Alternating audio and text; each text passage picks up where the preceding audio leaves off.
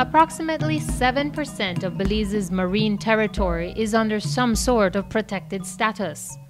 Marine protected areas are places that have enhanced management efforts to protect living or historic resources.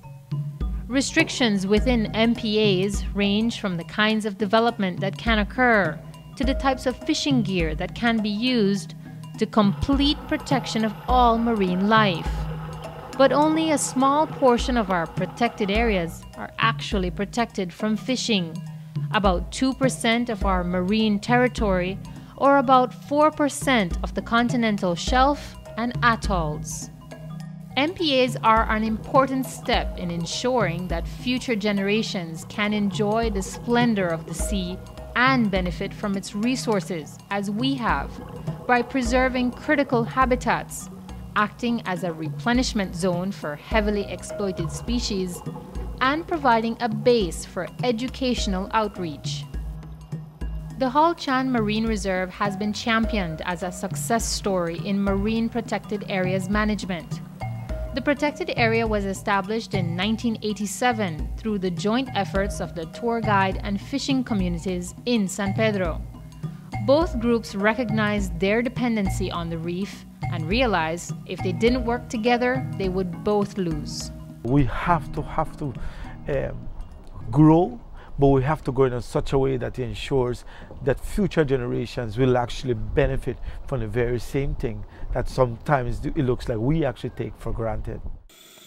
An underwater visit to Hol Chan reveals the impressive fish stock and coral cover that has been allowed to thrive and, most importantly, multiply. But as tour operator Elito Arceo highlights, true protection of these types of resources can only exist with everyone's support. So yes, very, very important for them to get involved, because if something happens here, it's like a domino effect. It will keep rippling now through all sectors of the Belizean economic society, if you want. Striking a balance between fishing, tourism, and environmental concerns is a challenge that's also facing Belize's spawning aggregation sites. Of the 13 such sites that have been identified in Belize, the Gladden Spit Marine Reserve is one of the most popular. Every year, thousands of spawning fish attract the world's largest living fish species, the whale shark. The slow-moving, filter-feeding shark cruises the blue depths, consuming the floating fish eggs. Placencia native Brian Young has been diving in this area all his life. When he started bringing guests in 1992 as a tour operator, Young was unaware that visiting the area late in the day affected the fish. After we declare the park a reserve, I personally recommend that we cut that out, because there is too much boat now staying for the spawning, and at that time I believe it was too much harassment on the fish.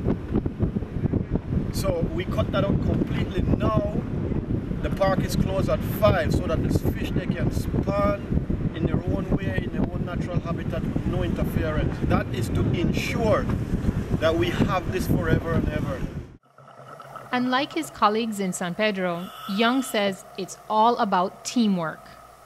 Actually, we have several meetings in terms of how the season was, what's wrong, what needs to be corrected, and everybody participates in making those decisions. And once those decisions are made, then they're sent to government to make them into regulation. I think that's very, very important.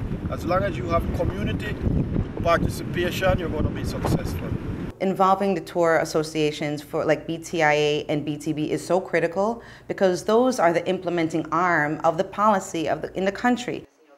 Armide Thompson is a social scientist and outreach coordinator of the Healthy Reefs for Healthy People initiative. She believes tour operators play an important role in the management of MPAs. They're the ones who are able to say, you know what, we don't see as many fish. You know what, the coral is getting this kind of like red, filmy algae over it. So they're actually like the first line of defense, as if they were like a national security plan to say, hey, something's going on out there. While such partnership is key, everyone agrees that effective, efficient enforcement of the rules and regulations of MPAs is a top priority in protected area management. We can do it, but there's a cost, but we have to realize that, you know, the cost of doing nothing is going to be more. Belize is gaining about $1 billion Belize a year off the reef. That's the value of having that reef there in terms of tourism, fishing, and shoreline protection. And we can't just assume that we're going to be able to keep reaping that benefit if we don't take care of it. Despite the millions of dollars currently being pumped into enforcement efforts in and around MPAs, it is simply not enough, which is why experts say that duty must become everybody's responsibility. We just have to keep at it. I mean, I think sometimes we get tired because the same people have been in conservation for a long time, and we've been saying this forever, but there's always a new crop of fourth form students to say, or, you know, every age needs to hear it over and over, and even people that have heard it before need to be reminded.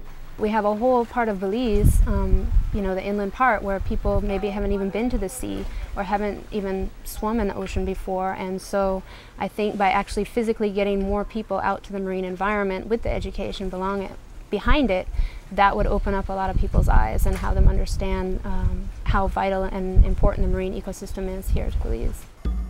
For more information on how you can support local conservation and protection efforts for Belize's marine resources, please contact Healthy Reefs for Healthy People at www.healthyreefs.org.